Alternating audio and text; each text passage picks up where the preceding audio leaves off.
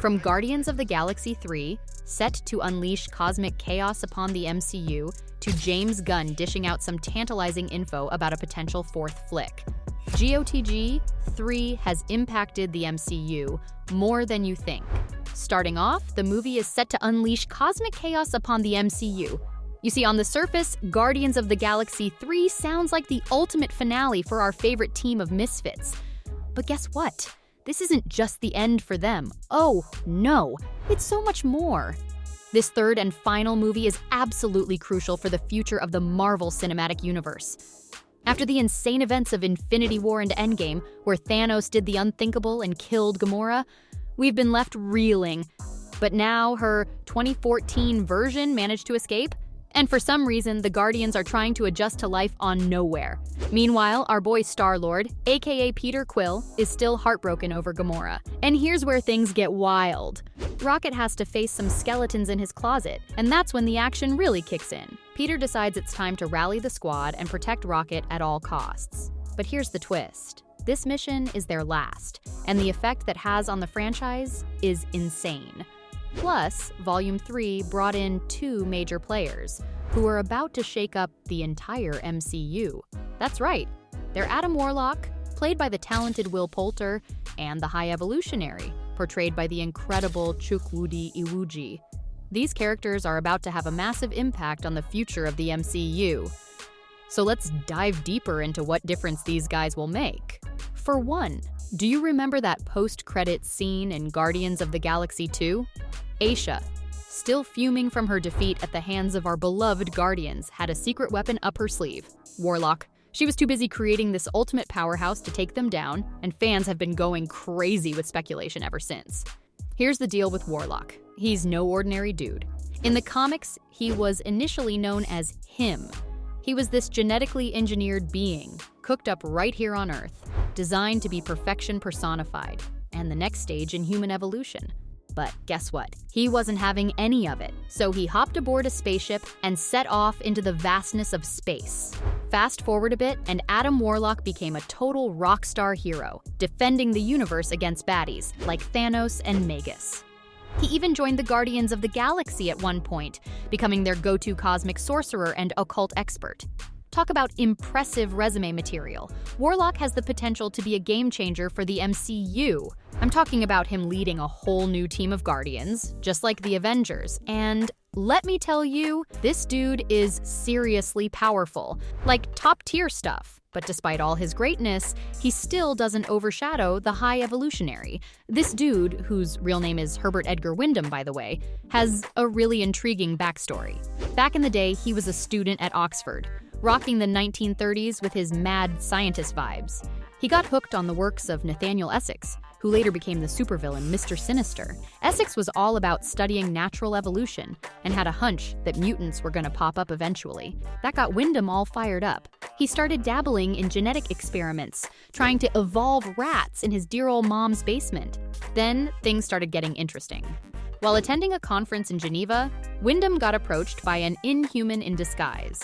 This mysterious figure handed him the secrets to unlocking genetic codes. With this newfound knowledge, Wyndham got expelled from Oxford, and he joined forces with fellow scientist Jonathan Drew.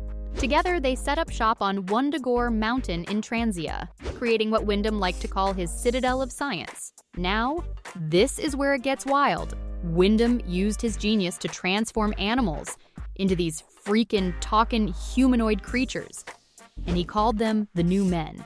But hold on to your seats, because there's more. Wyndham's experiments went even further when he became unwittingly involved in the birth of twin children. These babies were born right at the moment some demonic entity named Chthon got his butt whooped. The girl got touched by some of that demon magic, and their mom, bless her heart, had to hightail it out of there.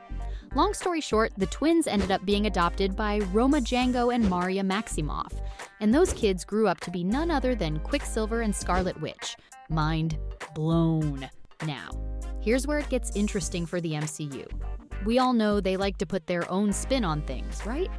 Well, the High Evolutionary's obsession with genetics opens up some fascinating possibilities. He could be the key to introducing mutants into the MCU, maybe even being the genius behind the X gene itself. Oh, and by the way, mutants are officially in the house. Kamala Khan has been confirmed as a mutant, which means the MCU is ready to unleash a whole new world of possibilities. The High Evolutionary's deep dive into Essex's research could have led him to tinker and experiment, creating mutants left and right. And this is how he can still have a major role to play in the MCU, setting the stage for why mutants are only popping up now. Now let's face it, all good things must come to an end. And we need to dive into the not-so-perfect parts of this film because boy, oh boy, this bad boy has got some serious plot holes. Now fans were really hoping that Volume 3 would bring Gamora and Star-Lord back together, but things took a surprising turn.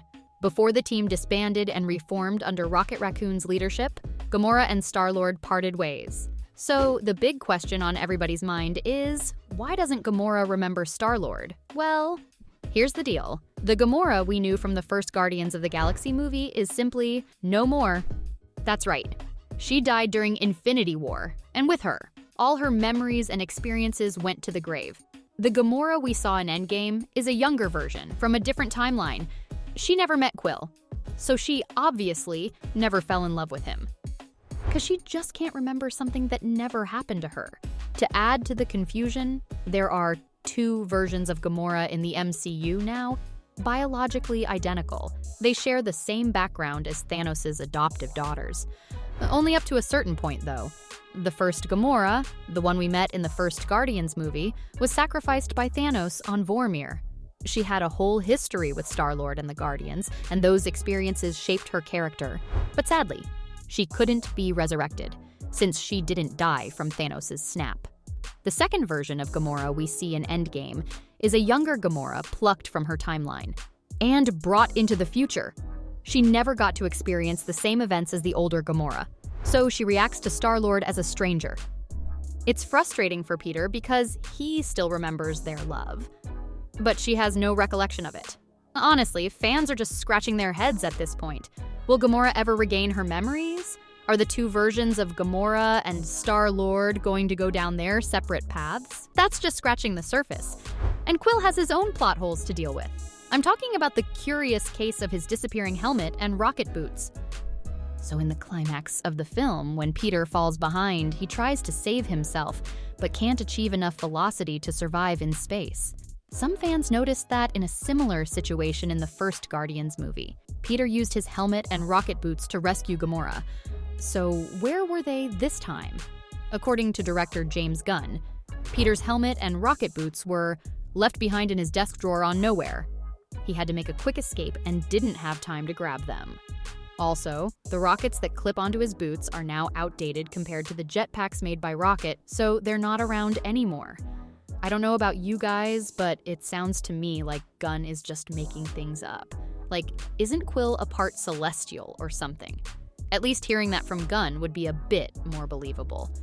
Either way, it's not like he has anything to lose here, since this is his last film after all.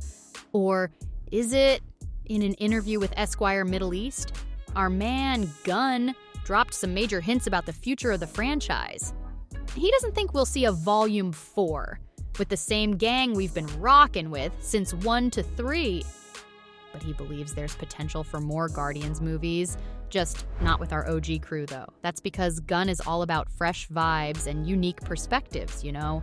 He's totally down for writing a script for a fourth movie, as long as it's done by a new director, who brings their own flavor to the mix. So, in a nutshell, the original squad might be retiring, but that doesn't mean we won't be cruising through the cosmos with new heroes and stories.